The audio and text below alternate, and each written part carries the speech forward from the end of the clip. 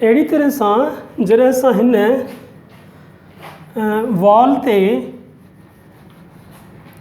ही वॉल आहे, in wall ते असां हिकिड़ो ऑब्जेक्ट था रखूं, हीअ ऑब्जेक्ट था लॻायूं, त पोइ इन बॉडी ते जॾहिं ही फोर्स लॻायो ऐं बॉडी ऐं भित वरी वॉल ही रिएक्शनल फोर्स लॻायो, ही असां फोर्स लॻायो आहे, ही वॉल जो रिएक्शनल फोर्स आहे, ऐं ही जेको डायरेक्शन थींदो, ही डायरेक्शन आहे मोशन जो, ही डायरेक्शन मोशन जो, ऐं ही जेको डायरेक्शन थींदो, ही डायरेक्शन आहे फ्रिक्शनल फोर्स जो। हाणे हिते ही पॉइंट ॾिसो त ही जेका वॉल आहे इन सां असां हिकिड़े ऑब्जेक्ट खे अटैच कयो आहे, फिज़िकल कॉन्टेक्ट में वठी आया आहियूं, ऐं फिज़िकल कॉन्टेक्ट में आणण जे लाइ फोर्स खपे, ऐं थर्ड लॉ ऑफ मोशन जे मुताबिक़ हिन वॉल हिन साॻी बॉडी ते रिएक्शनल फोर्स लॻायो, आर रिएक्शनल फोर्स थियो, ऐं पोइ ऑब्जेक्ट जेकॾहिं हेठि हरकत करे थो ऐं फिज़िकल कॉन्टेक्ट में बाहि वॉल सां, त पोइ फ्रिक्शनल फोर्स लाज़मी जनरेट थींदो। छाजे करे जनरेट थींदो? त ऑब्जेक्ट ऐं वॉल ॿिन्ही जो पाण में फिज़िकल कॉन्टेक्ट आहे, तंहिं करे ही जेको डायरेक्शन आहे फ्रिक्शनल फोर्स जो डायरेक्शन आहे, ऐं फ्रिक्शनल फोर्स ऐं मोशन ॿई पाण में अपोज़िट डायरेक्शन में आहिनि। पर जेकॾहिं तव्हां हिकिड़ो इंक्लाइन प्लेन जो एग्ज़ाम्पल खणो, ही असांजो ऑब्जेक्ट आहे, साॻियो ही एग्ज़ाम्पल आहे, ऐं ही असांजो ऑब्जेक्ट आहे, इंक्लाइन प्लेन ते ऑब्जेक्ट आहे। हाणे इन ऑब्जेक्ट में वेट बिल्कुलु हूंदो, जेकॾहिं ही वेट आहे त पोइ हिकिड़ो कॉम्पोनेंट ही ठहियो, हिकिड़ो कॉम्पोनेंट, ऐं ॿियो कॉम्पोनेंट ही ठहे थो, ऐं ही जेको डायरेक्शन आहे इहो डायरेक्शन रिएक्शनल फोर्स जो आहे। ही असांजो कॉम्पोनेंट एम कॉस थीटा, ही कॉम्पोनेंट असांजो एम जी, ही component M G sine theta. हाणे ॾिसो त ही जेको ऑब्जेक्ट आहे, ऑब्जेक्ट हिन डायरेक्शन में अचे थो, जॾहिं ऑब्जेक्ट हिन डायरेक्शन में अचे थो, ही आहे, त माना ऑब्जेक्ट ते फोर्स लॻो आहे, ऐं ऑब्जेक्ट ते फोर्स कहिड़ो लॻो आहे? त ऑब्जेक्ट ते फोर्स ही लॻो आहे, त पोइ एम जी साइन थीटा, ऐं नतीजे में फ्रिक्शनल फोर्स पैदा थियो, ऐं ही फ्रिक्शनल फोर्स आहे। छाजे करे फ्रिक्शनल फोर्स पैदा थियो? त बॉडी ऐं प्लेन ॿई पाण में फिज़िकल कॉन्टेक्ट में आहिनि, जॾहिं फिज़िकल कॉन्टेक्ट में आहिनि त पोइ फ्रिक्शनल फोर्स जनरेट थींदो, जॾहिं बॉडी ते फोर्स लॻे मोशन पैदा करण जे लाइ। तंहिं करे इक्वेशन जेकॾहिं तव्हां ठाहिणु चाहींदो त पोइ M G sine theta minus F is equal to net force. जेकॾहिं फ्रिक्शनल फोर्स ऐं अप्लाइड फोर्स ॿई पाण में इक्वल आहिनि, बराबरि आहिनि, इक्वल आहिनि, त body will be there in static state. पर जेकॾहिं frictional force is less than M G sine theta, then the body is moving downward. पर उन जे लाइ हिकिड़ो कमु करिणो पवंदो त एफ खे एम जी मां माइनस कयो, ऐं ज़ाहिरी ॻाल्हि आहे त एम जी साइन थीटा मां जॾहिं एफ खे माइनस था कयो त उन्हनि जो मैग्नीट्यूड डिक्रीज़ थींदो, पोइ एम जी साइन थीटा कोन रहंदो, त पोइ नेट फोर्स कहिड़ो थो बचे? नेट फोर्स एम ए थो बचे according to law of Newton law of motion. त पोइ हिते असां वटि एम ए थो बचे नेट फोर्स, ऐं पोइ असां चवंदासीं त ही जेका body is moving downward, that is moving with this force M G force. त हिकिड़ो कॉन्सेप्ट इहो आहे, ॿियो कॉन्सेप्ट असांखे ही मिलियो। हाणे असांखे थोरी शइ सम्झण में अचे पई त जेको फ्रिक्शनल फोर्स आहे उहो पैदा थींदो तॾहिं जॾहिं two bodies are there and both are in physical contact to one and other. Second, how much one body can press to the other body, how much there is roughness in the between the bodies. तो ये जेके factors आहिनि they can increase the magnitude of the frictional force. त now we are going to discuss what are its kinds. हूअं त friction जा तमामु घणा काइंड्स आहिनि, but there are two main kinds. One is static friction. Static friction, this is static friction.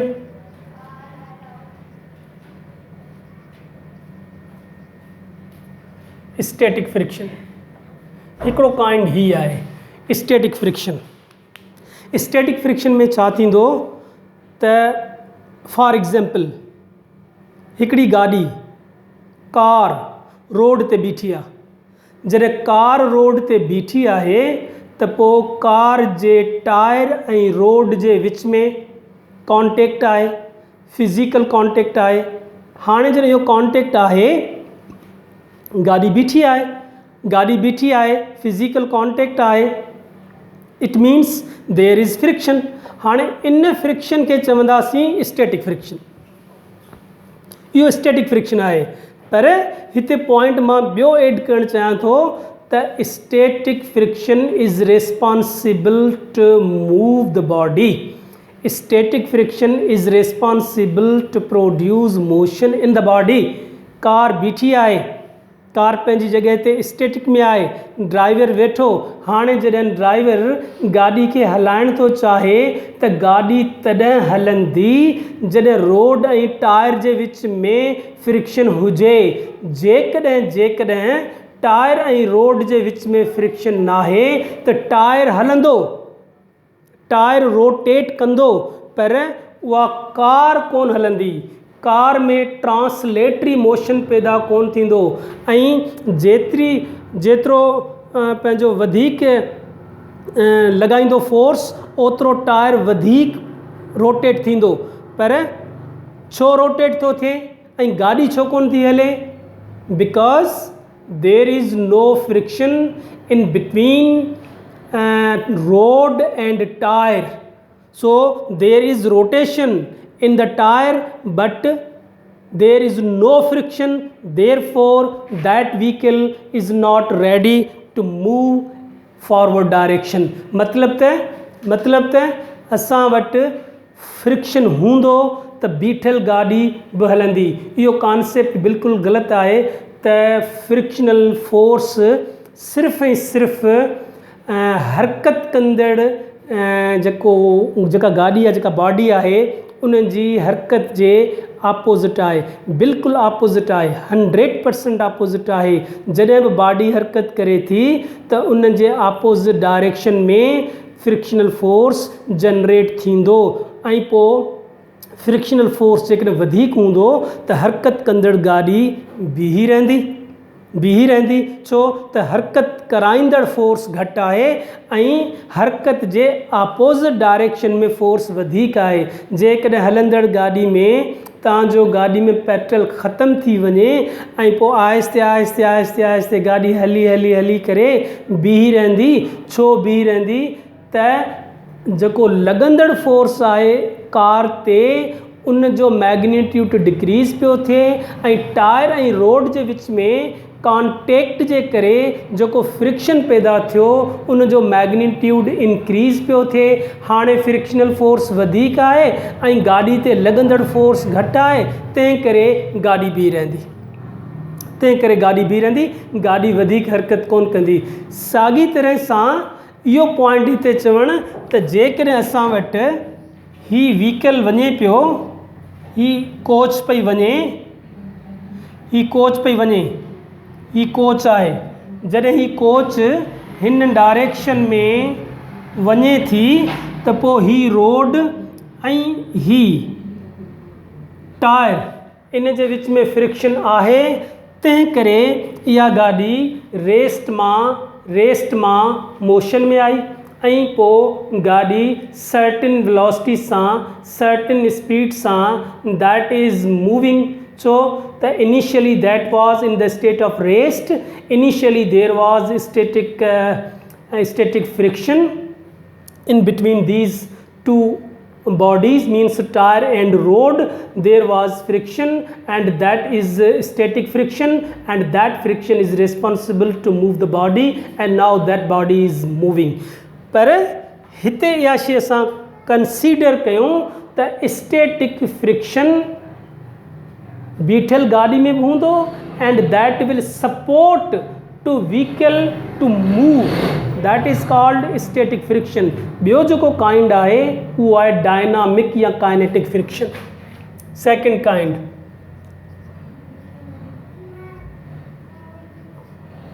Dynamic या kinetic. Kinetic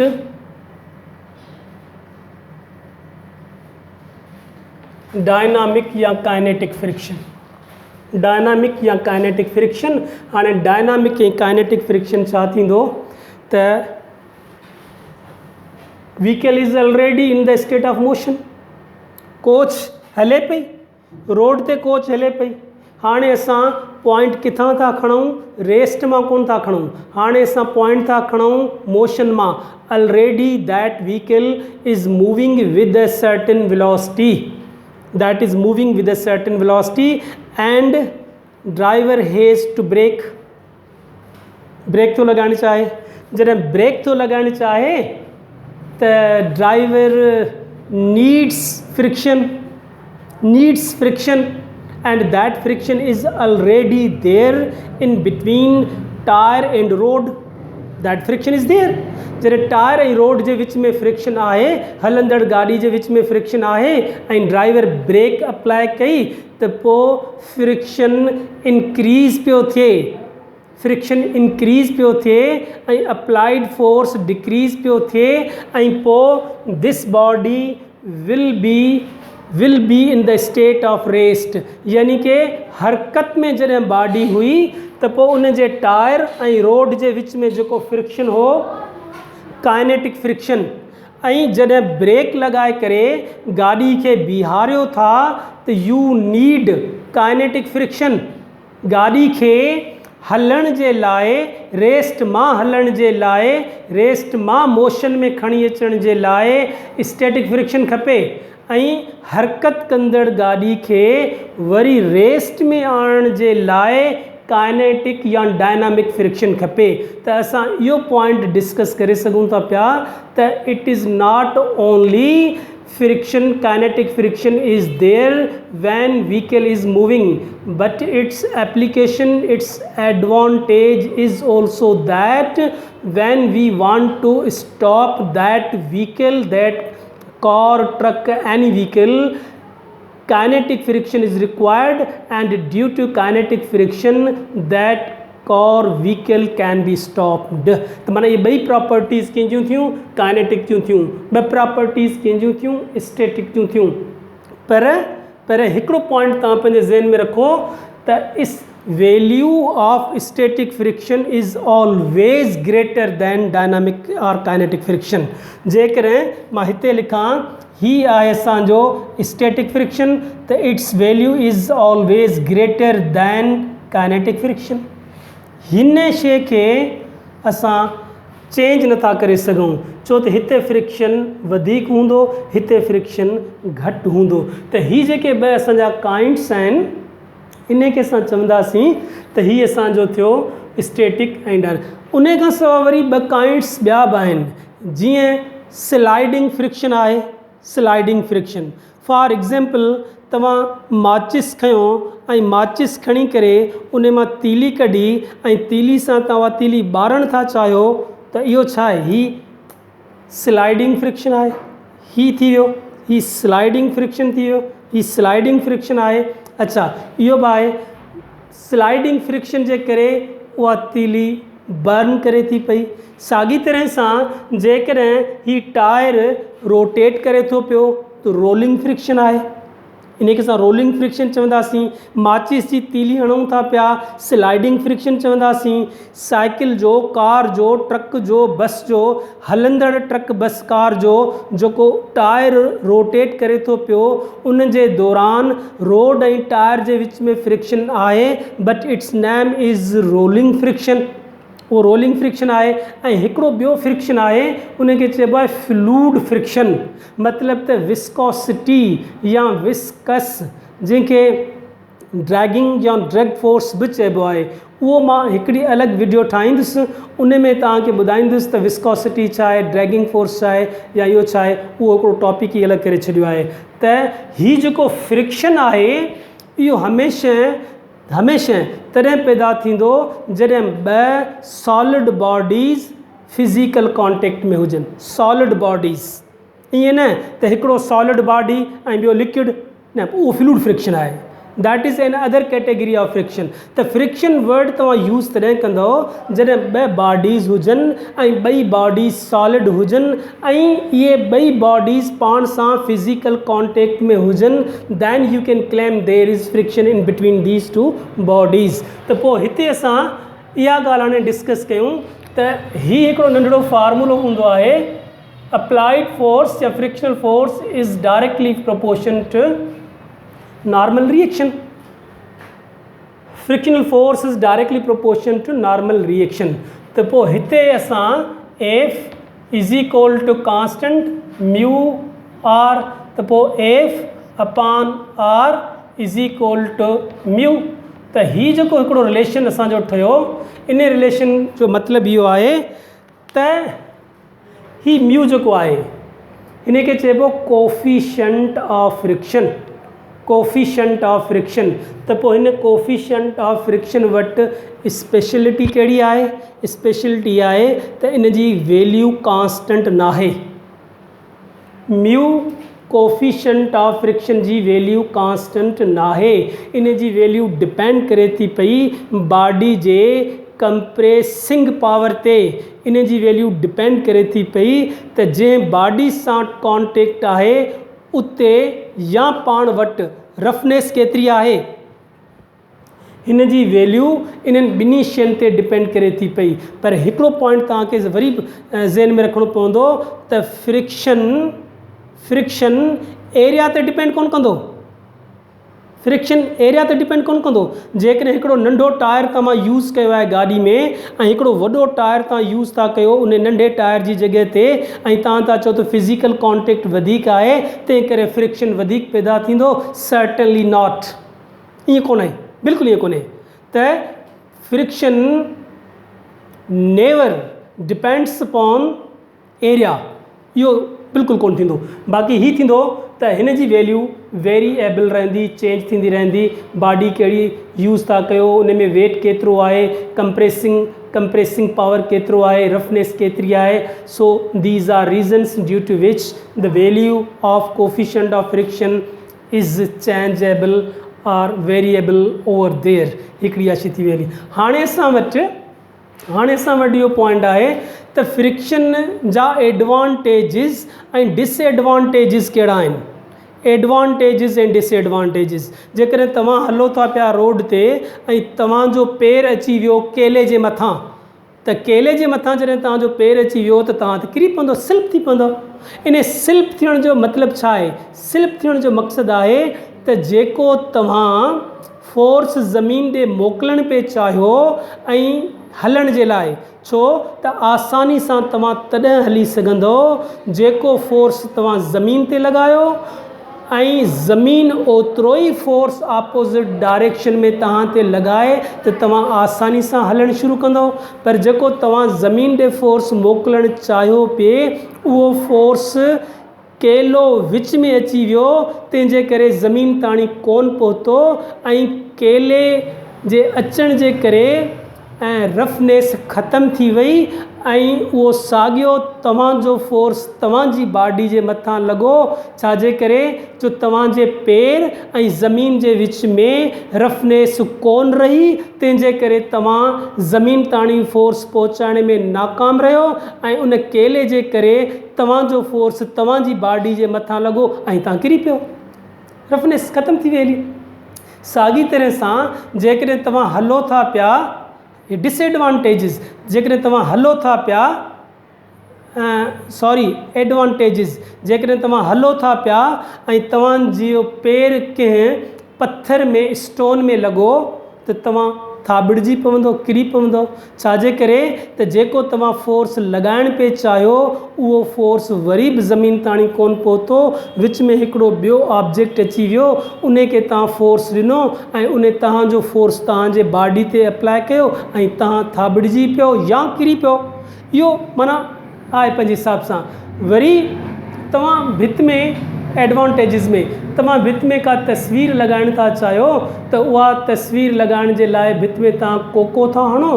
हाणे cocoa था हयो, उहो कोको ऐं भित इन्हनि जे विच में फ्रिक्शन पैदा थियो। हाणे तव्हां तस्वीर टंगी, हाणे तस्वीर आहे बिल्कुलु, छाजे करे त कोको मज़बूत आहे। कोको मज़बूत छो आहे त कोके ऐं भित जे विच में फ्रिक्शन वधीक आहे, तंहिं करे इहो ॿिनि जो एडवांटेज आहे। हाणे असां इन पॉइंट खे डिस्कस कयूं त जेकॾहिं तव्हां मोटर, पाणी वारे मोटर जी मदद सां ज़मीन मां पाणी कढण था चाहियो त तव्हां इन्हनि मोटर जे ॿिन्ही पुलीस ते लूज़ बेल्ट लॻाए छॾियो। जॾहिं तव्हां लूज़ बेल्ट लॻायो त पोइ पाणी ज़मीन मां कोन निकिरंदो। छाजे करे कोन निकिरंदो त फ्रिक्शन कोन्हे को, कंहिंजे विच में फ्रिक्शन कोन्हे, बेल्ट ऐं पुली जे विच में फ्रिक्शन कोन्हे। तंहिं करे तव्हांखे इहो खणणो पवंदो, अहिड़ो बेल्ट यूज़ करिणो पवंदो जंहिंजे करे फ्रिक्शन वधीक डेवलप थिए। हीअ तव्हां बोर्ड ते हेतिरी राइटिंग ॾिसो पिया, हीअ राइटिंग बोर्ड ते आहे, ही बोर्ड ऐं ही राइटिंग, ही छाजे करे राइटिंग हिते तव्हांखे नज़र पई अचे ऐं ही राइटिंग बीठी आहे, बोर्ड ते लिखी पई आहे थी, ही राइटिंग किरे कोन थी। छाजे करे त राइटिंग ऐं बोर्ड जे विच में फ्रिक्शन आहे, तंहिंजे करे ही राइटिंग बीठी आहे हिते। फ्रिक्शन हलण असांजो फ्रिक्शन जे करे आहे। असां जेका शइ, हज़ार एग्ज़ाम्पल आहिनि, तमामु घणा एग्ज़ाम्पल आहिनि फ्रिक्शन जा, एडवांटेज जा, उन जे फ़ाइदे जा। उन खां पोइ जेको मेन डिसएडवांटेज आहे उहो इहो आहे त हर नई शइ पुराणी थींदी बिकॉज़ ऑफ फ्रिक्शन। तव्हां नई शर्ट वरिती, नओं बूट वरितो, उहो यूज़ कंदो, उन खे मुसलसिल यूज़ कंदो and that will be old. हाणे